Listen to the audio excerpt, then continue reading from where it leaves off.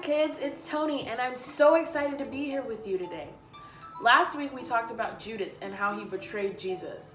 This week we're going to talk about the events that happened after Jesus was taken from the garden. So Jesus was arrested by the crowd and taken to Caiaphas, the high priest. Peter, one of Jesus' disciples, had followed the crowd and sat down with the guards to see what was going on. Remember Peter because we're going to talk about him a little later.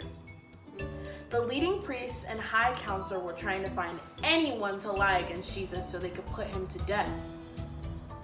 Even though they found many witnesses, they couldn't use anyone's testimonies. Finally, two men came forward who declared, "This man said, I am able to destroy the temple of God and rebuild it in 3 days." So then the high priest asked Jesus if he had anything to say for himself. Jesus didn't answer. Then the high priest demanded in the name of the living God to tell everyone if Jesus was the Messiah, the Son of God.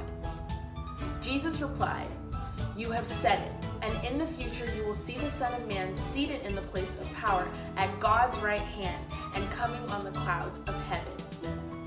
The high priest was furious and tore his clothes and yelled out blasphemy. He asked the crowd their verdict, and they all yelled out, "Guilty." They began to spit in Jesus' face and slap him. Okay, so do you remember Peter? In Matthew, before Jesus went to pray in the garden, Jesus predicted Peter's denial at the Last Supper.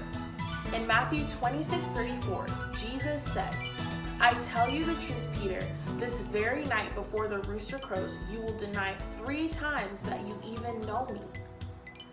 So, fast forward to where Peter was sitting with the guards and waiting to see what was going on. The first denial.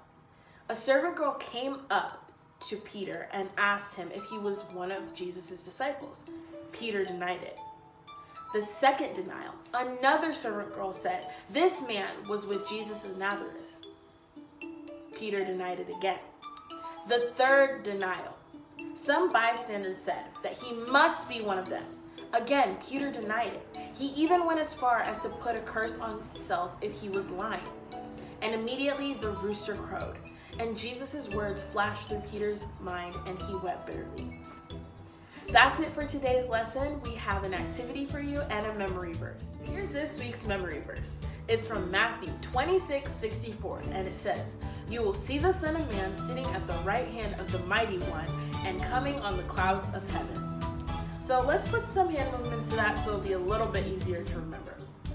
So, you will see the Son of Man sitting at the right hand of the Mighty One and coming on the clouds of heaven. So, let's do that again.